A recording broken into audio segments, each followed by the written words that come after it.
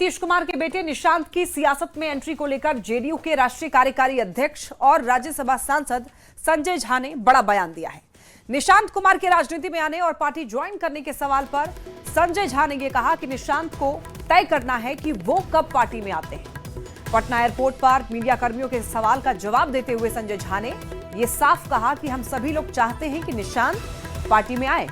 हालांकि यह फैसला भी निशांत के हाथ में है। ये निशांत ही तय करेंगे कि वो कब सक्रिय राजनीति में कदम रखते हैं। रोचक बात यह है कि जब संजय झा मीडिया कर्मियों से ये बात कह रहे थे तब खुद निशांत भी वहां पर मौजूद थे। संजय झा की ठीक दाहिनी ओर निशांत कुमार खड़े थे और संजय झा अपनी इच्छा जाहिर कर रहे थे। न सिर्फ अपनी बल्कि पार्टी के समर्थक, पार्टी के शुभचिंतक, पार्टी के लोगों की राय भी संजय झा ने पत्रकारों के सामने रखी और ये कहा कि अब फैसला निशांत के हाथों में है।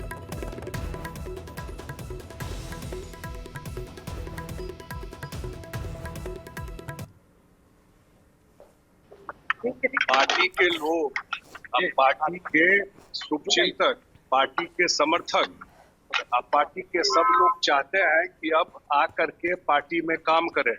हम सब लोग चाहते हैं। अब इन्हीं को फैसला लेना है कि कब ये तय करते हैं और पार्टी में काम करते हैं। क्या कहिएगा? कुछ इच्छा है आपकी? इच्छा है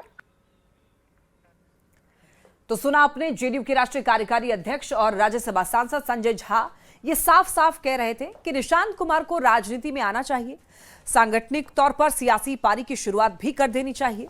हालांकि जब पटना एयरपोर्ट पर ही पत्रकारों ने निशांत की ओर कैमरा घुमाया और उनसे सवाल किया तो पहले की तरह निशांत एक बार फिर से कुछ भी खुलकर बोलने से बचते हुए दिखाई दिए और मुस्कुराते हुए आगे निकल गए।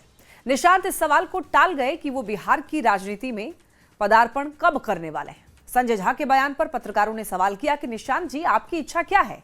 इस पर निशांत भले ही चुप रहे, लेकिन निशांत की सियासी पारी को लेकर बिहार में कई तरह की चर्चा शुरू हो गई है। बिहार चुनाव के बाद यह पहला मौका है जब जेडीयू के राष्ट्रीय कार्यकारी अध्यक्ष संजय झा ने एक बार फिर से निशांत को राजनीति में आने को कहा। अब यह देखना होगा कि निशांत इस पर क्या निर्णय लेते हैं। इस वक्त पटना से बड़ी खबर मिल रही है। देखिए, बिहार में बनेंगे 3 नए विभाग। जी हां, 3 नए विभाग बनने की खबर मिल रही है। बिहार सरकार का यह बहुत बड़ा फैसला है।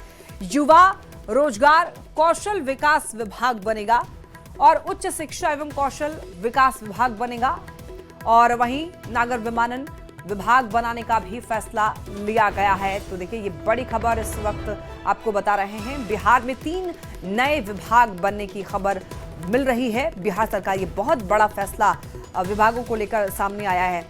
युवा रोजगार कौशल विकास विभाग बनेगा, उच्च शिक्षा एवं कौशल विकास विभाग बनाया जाएगा और इसके साथ साथ एक और विभाग की बात हो रही है। आपको बताते चलें, नागर विमानन विभाग बनाने का भी फैसला लिया जा रहा है।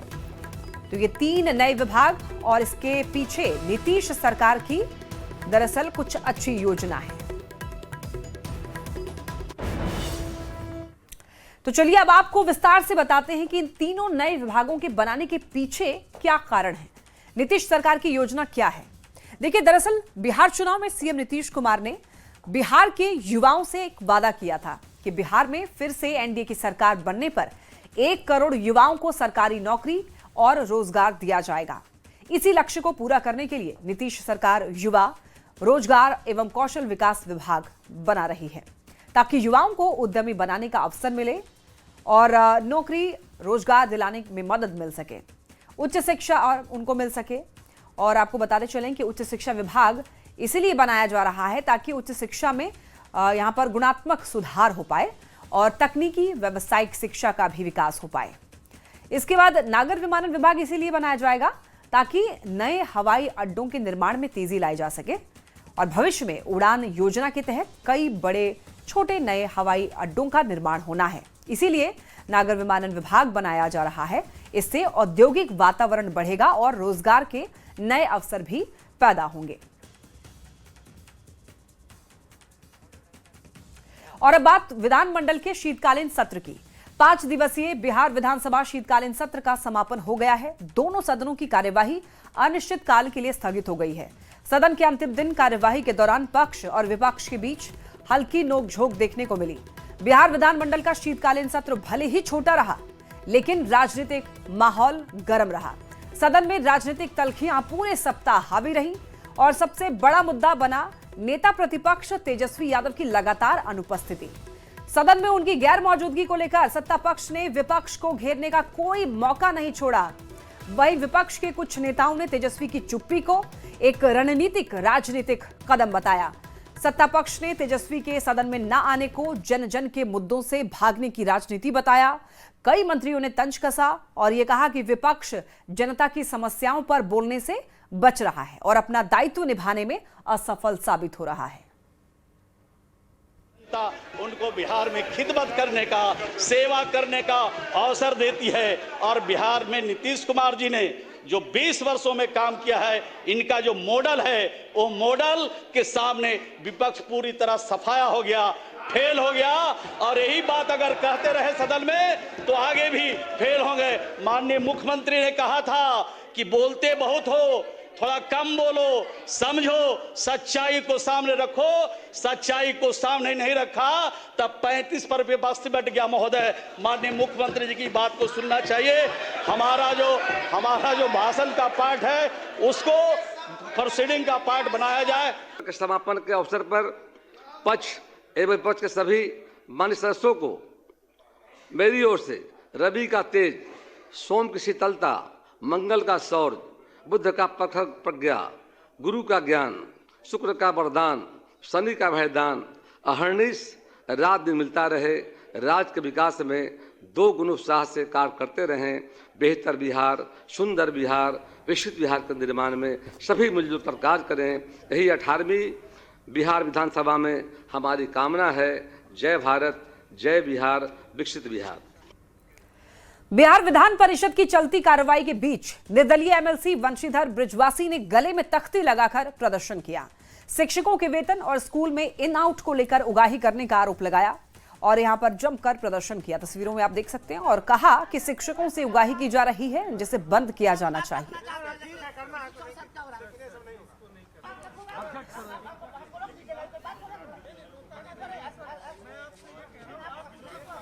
पटना में होल्ड लगा हुआ है, ट्रांसफर नहीं हो सकता है। और ये देखिए, ये प्रशासनिक स्थानांतरण, यहाँ आप ऊपर करिए, ऊपर हाँ। तो नहीं है, ये प्रशासनिक स्थानांतरण है। ये प्रशासनिक आधार पर इतना स्थानांतरण किया जा रहा है, तो आखिर ये प्रशासनिक स्थानांतरण क्या होता है? ये प्रशासनिक स्थानांतरण का चादर ओढ़ करके ये पदाधिकारी लोग मलाई खा रहे हैं। ऐसे ये जांच का विषय है। मुझे लगता है कि हजारों शिक्षकों का इस प्रकार से पैसा लेकर के तबादला किया गया है। बढ़ते हैं अगली खबर की ओर। बिहार विधानसभा के सत्र से नेता प्रतिपक्ष तेजस्वी यादव के ना वहां पर मौजूद रहने को लेकर देखिए बिहार में सियासत थमने का नाम नहीं ले रहा है। शीतकालीन सत्र से तेजस्वी के लगातार गायब रहने को लेकर सत्तारूढ़ एनडीए के नेता तेजस्वी यादव पर चौतरफा हमला बोल रहे हैं और ये सवाल खड़े कर रहे हैं कि आखिरकार तेजस्वी यादव सत्र बीच में छोड़कर क्यों गए। जेडीयू और बीजेपी के नेताओं का आरोप है कि नेता प्रतिपक्ष तेजस्वी यादव विधानसभा को गंभीरता से नहीं लेते हैं। विधानसभा का सत्र छोड़कर तेजस्वी की यूरोप यात्रा पर जमकर बहस हो रही है। सत्ता पक्ष ये आरोप लगा रहा है कि बीच सदन में नेता प्रतिपक्ष तेजस्वी यादव कहां गायब हो गए। वहीं सत्ता पक्ष के आरोपों पर आरजेडी ने यह कहा कि विपक्ष अपना काम कर रहा है। सत्ता पक्ष को यह देखना चाहिए कि जो वादे उन्होंने जनता से किए, उन वादों को कब पूरा किया जाएगा। इसका बजट टूटा और मान्यवर तेजस्वी यादव परिवार के साथ, पिता बीमार हैं, बेटा सैर सपाटे के लिए निकल पड़ा। जानकारी मिल रही है कि यूरोप गए हैं। किस देश में गए हैं? लोकेशन क्या है? राहुल गांधी के नक्शे कदम पे हैं। राहुल गांधी जैसे कोलंबिया, मलेशिया घूम रहे थे। आज राजद के लोग हताश हैं, निराश हैं, परेशान हैं। इतनी बुरी हार हुई है तो उसका ढाढ़स बनाने के लिए राजद परिवार की चिंता नहीं है, बस क्रिसमस की चिंता बहुत है। हमने तो आपको बताया, तो आपने ही बताया कि यूरोप गए हुए हैं। अब जहां से यूरोप से घेरेंगे, पहले तो उनको ये देखना चाहिए कि उनका काम क्या है। सरकार को अपने काम पे ध्यान देना चाहिए। हमारा जो काम है हम करेंगे, सरकार को अपने काम पे ध्यान देना चाहिए। वो इधर उधर ताक झांक ना करें। वो तो आवेदन देख के यहाँ से गए हुए थे, वो जरूरी काम से दिल्ली गए हुए हैं, ऐसा कुछ नहीं है। अभी तो उनका जरूरी काम था, वो तो बोले थे, हम लोग से बात हुई थी, वो बाहर गए हुए। पटना से एक बड़ी खबर, तेजस्वी यादव से इस्तीफे की मांग की गई है। एनडीए नेताओं ने इस्तीफे की मांग कर दी है तेजस्वी यादव से। इस्तीफा देकर दूसरों को मौका दें तेजस्वी। बीजेपी विधायक मिथिलेश तिवारी ने यह बात कही है। तेजस्वी को अपने धर्म से और देश से मतलब नहीं है, यह आरोप बिहार सरकार के मंत्री लखेंद्र पासवान ने लगाया है।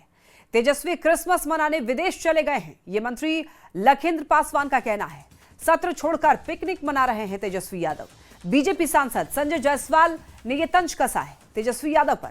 विधानसभा सत्र से बाहर रहने को लेकर जेडीयू और बीजेपी के कई बड़े नेता तेजस्वी यादव पर चौतरफा हमला बोल रहे हैं।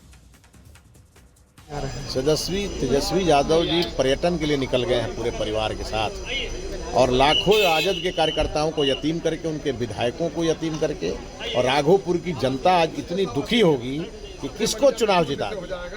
जिसको लोकतंत्र से मतलब नहीं है वो अपने परिवार के लिए जीता है। मैं उनको सलाह दूंगा वो इस्तीफा करें और किसी दूसरे को मौका दें। तेजस्वी यादव जी को बिहार के जनता ने जो जनादेश दिया था, लग रहा है उस जनादेश के नारुष्ट है। एक नेता प्रतिपक्ष होने के बाद भी इतना महत्वपूर्ण बजट बिहार विधानसभा में आया है, लेकिन अगर थोड़ा सा भी जनहित में उनको रहता और बिहार के हित में थोड़ा सोच होता तो विधानसभा के सदन में रहते और 2 दिनों के बाद भी 6 तारीख के बाद भी कहीं जा सकते थे। लग रहा है तेजस्वी यादव जी को या तो जनादेश से नफरत है या गुस्से में आकर हो सकता है कहीं क्रिसमस डे मनाने के लिए चले गए हों। देखिए, कौन व्यक्तिगत तौर पे क्या करता है और किसी के भी उस पर मैं टिप्पणी नहीं करूंगा, लेकिन नेता विरोधी दल विधानसभा सत्र के दौरान छोड़ के यूरोप भाग जाए घूमने, पिकनिक मनाने, यह 2 ही व्यक्ति कर सकते हैं। इस देश में यह सुविधा माननीय राहुल जी और माननीय तेजस्वी जी को उपलब्ध है। वर्ल्ड बुक ऑफ रिकॉर्ड्स ने पत्र लिखकर नीतीश कुमार को बधाई दी है। 10वीं बार सीएम बनने पर सीएम नीतीश को बधाई दी है। वर्ल्ड बुक ऑफ रिकॉर्ड्स ने पत्र लिखकर, और आपको बताते चलें कि world book of records London एक अग्रणी वैश्विक संस्था है जो असाधारण विश्व रिकॉर्ड और उल्लेखनीय समावेशनों को मान्यता देने और पंजीकृत करने के लिए समर्पित है। यह संस्था दुनिया भर के प्रतिष्ठित व्यक्तियों, संसाधनों और ऐतिहासिक स्थलों की उल्लेखनीय उपलब्धियों, सांस्कृतिक विरासत और योगदानों का सम्मान करता है।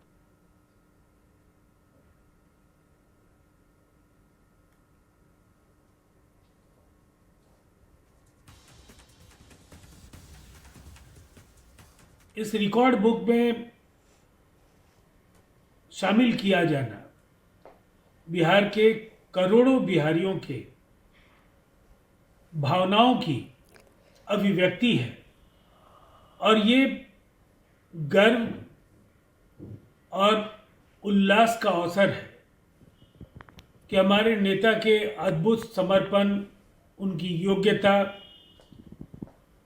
उनके प्रशासनिक क्षमता का मूल्यांकन एक प्रतिष्ठित संस्था, उन्होंने यह सम्मान बिहार को बख्शा है। देश के इतिहास में अब पहली बार है कि किसी मुख्यमंत्री ने 10 बार शपथ लेकर नया कीर्तिमान बनाया है। यह उपलब्धि बिहार की लोकतांत्रिक परंपरा, स्थिरता और प्रशासनिक अनुभव का प्रतीक है। प्रधानमंत्री श्री नरेंद्र मोदी जी के नेतृत्व में केंद्र सरकार और राज्य सरकार मिलकर बिहार को तेज विकास की ओर ले जा रहे हैं। हम इस मान्यता के लिए वर्ल्ड बुक ऑफ रिकॉर्ड्स का आभार प्रकट करते हैं। बधाई तो ठीक है, बधाई तो हम लोग भी सब लोग दे रहे हैं, लेकिन बिहार की जनता की भलाई के लिए अब काम करें, जो वादा किया गया है उसे पूरा करें, बिहार को बीमारू राज्य से ऊपर ले जाएं और बिहार को नंबर 1 प्रदेश बनाएं देश में, बिहार का विकास हो, यही हम लोग भी चाहते हैं। वर्ल्ड बुक ऑफ रिकॉर्ड्स ने सीएम नीतीश का नाम आने पर, देखिए, सीएम नीतीश के बेटे निशांत कुमार ने कहा कि जनता का आशीर्वाद है, जनता ने हम पर विश्वास किया है, जनता के विश्वास पर खरा उतरेंगे। नीतीश कुमार के द्वारा रोजगार देने के सवाल पर निशांत ने कहा कि हमने पहले भी 20 लाख की नौकरी और रोजगार का वादा किया था और 50 लाख रोजगार दिया। पापा ने जो वादा किया है वो पूरा करेंगे।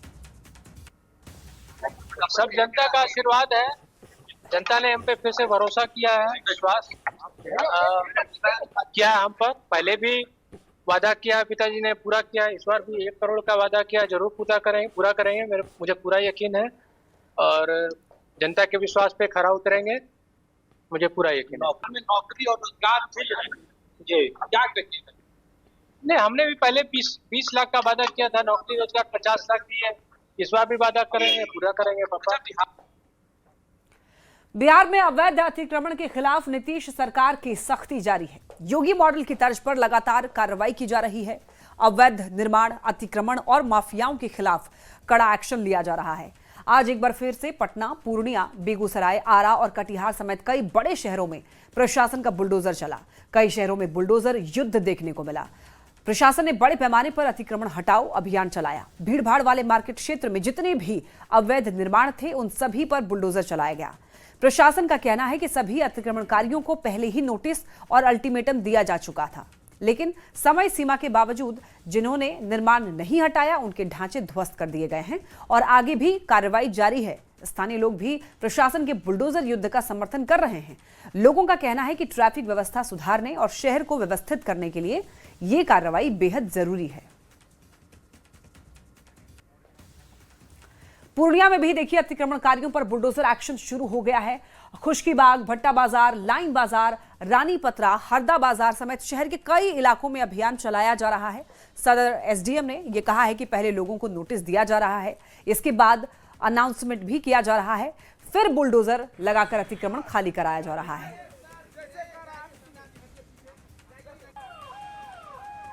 पूरा जो पूर्णिया जो शहर है और कुछ ग्रामीण इलाके उसमें अतिक्रमण की कार्रवाई की जा रही है, अतिक्रमण हटाने की कार्रवाई की जा रही है, क्योंकि बहुत समय से ये जो है हमें कंप्लेंट्स आ रही थी कि जाम की समस्या बहुत ज़्यादा बढ़ गई है और जो लोग हैं वो अपनी दुकान के आगे भी बढ़ा के लगा रहे हैं और जो टोटो है, ऑटो है, वो सड़क में कहीं पे भी रोक देते हैं गाड़ी, जिस वजह से बहुत समस्या आ रही है। तो इसी के लिए ये पूरा ड्राइव निकाला गया है अभी।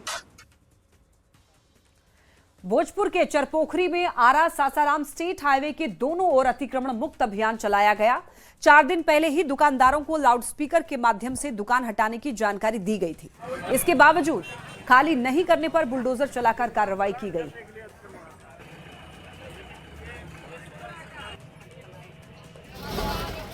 बात अगर कटिहार की करें तो कटिहार में भी देखिए कुछ ऐसा ही एक्शन लिया गया है। कटिहार में गेड़ाबारी बाजार में अतिक्रमण पर बुलडोजर चलाया गया। कोढ़ा नगर पंचायत के कार्यपालक पदाधिकारी और बड़ी संख्या में पुलिस बल की मौजूदगी में यह कार्रवाई हुई। लोगों ने लंबे समय से सरकारी जमीन पर कब्जा कर रखा था, जिसे प्रशासन ने बुलडोजर चलाकर खाली करवाया। कितना बार आप दुकान तोड़े हैं? दुकान तो लगातार टूटते रहता है। लगातार टूट रहा है, फिर बना लेते हैं। फिर बना नहीं लेते, अब देखिए फाइनल है, अब लगता है नहीं बनेगा। हम सरकार को पूरा धन्यवाद देते हैं कि यहाँ जो है गेरावरी में जाम की समस्या बनी रहती थी और यह जो अतिक्रमण हटने से तो बहुत लाभ मिलेगा, जाम की समस्या हटेगी।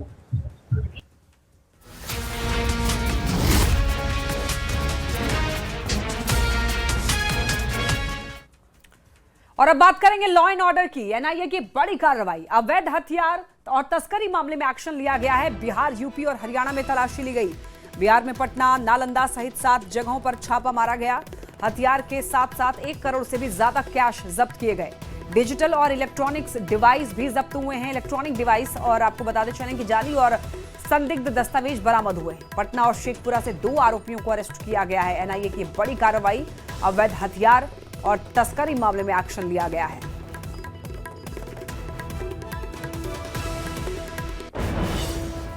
पटना पुलिस ने देखिए बड़ी कार्रवाई की है और फर्जी केंद्रीय जांच एजेंसी सीबीआई के पहचान पत्र के साथ 2 आरोपी को गिरफ्तार किया है। हवाई अड्डा थाना को गुप्त सूचना मिली कि 2 व्यक्ति केंद्रीय जांच एजेंसी का पहचान पत्र लेकर घूम रहे हैं। सूचना पर कार्रवाई करते हुए पुलिस टीम ने पटना एयरपोर्ट पर पूछताछ के क्रम में 2 संदिग्ध व्यक्तियों के पास से फर्जी केंद्रीय जांच एजेंसी का पहचान पत्र बरामद किया। साथ ही एक मोटरसाइकिल जिस पर केंद्रीय जांच एजेंसी का लोगो लगाया हुआ था और उसको भी जब्त किया और दोनों व्यक्तियों को भी गिरफ्तार कर लिया है। आगे की कार्रवाई जारी है। संदिग्धों से पूछताछ की गई तो इस क्रम में उनके पास से फेक केंद्रीय एजेंसी की आईडी प्राप्त हुई। इसके अलावा उनके पास से एक मोटरसाइकिल मिली जिसमें उन्होंने केंद्रीय एजेंसी की लोगों को लगा रखा था। दोनों व्यक्ति को गिरफ्तार कर अग्रिम कार्रवाई की जा रही है। खबर वैशाली के हाजीपुर से, जहां हाजीपुर छपरा मुख्य मार्ग NH-19 स्थित अनजान पीर बालू मंडी के पास में टायर कबाड़ी गोदाम में भीषण आग लग गई और आग लगने के बाद मौके पर अफरा तफरी मच गई, जिसके बाद इसकी सूचना नगर थाने पुलिस को दी गई।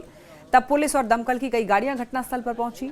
फिर पुलिस और स्थानीय लोगों की मदद से उसके बाद आग पर काबू पाया गया। लेकिन देखिए, तब तक टायर गोदाम पूरी तरीके से जल चुकी थी और आग लगने से लाखों की क्षति भी हुई है।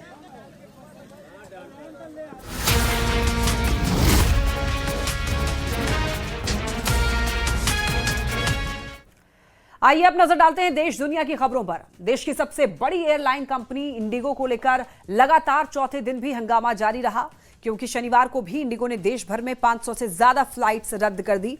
नागरिक उड्डयन मंत्रालय की वेबसाइट पर जारी आंकड़ों के अनुसार देश भर के 6 बड़े हवाई अड्डों पर इंडिगो का ऑन टाइम परफॉर्मेंस यानी कि OTP तेजी से गिरकर सिर्फ 8.5% रह गया है, क्योंकि दिल्ली, मुंबई, बेंगलुरु, हैदराबाद, कोलकाता, चेन्नई, गोवा, पटना और रांची समेत कई बड़े एयरपोर्ट से इंडिगो की फ्लाइट को रद्द कर दिया गया, जिससे यात्रियों को काफी परेशानियों का सामना करना पड़ा। सबसे ज्यादा असर दिल्ली एयरपोर्ट पर पड़ा है और इस बीच आपको बताते चलें, केंद्र सरकार जो है जांच करेगी इंडिगो मामले में। आपको बताते चलें, इंडिगो संकट पर पूरी अभी कह सकते हैं देश भर की नजर है। अब इस मामले में हाई लेवल जांच के आदेश दिए गए हैं। तो इस वक्त ये बड़ी खबर, बड़ा अपडेट है इस मामले में। केंद्र सरकार जांच करेगी इस मामले पर कि आखिर क्यों ये इतनी सारी समस्याएं हुई हैं, इंडिगो कंपनी में क्या गलत हुआ जिसकी वजह से परेशानियों का सामना लोगों को करना पड़ा। कार्रवाई के लिए जवाबदेही तय होगी।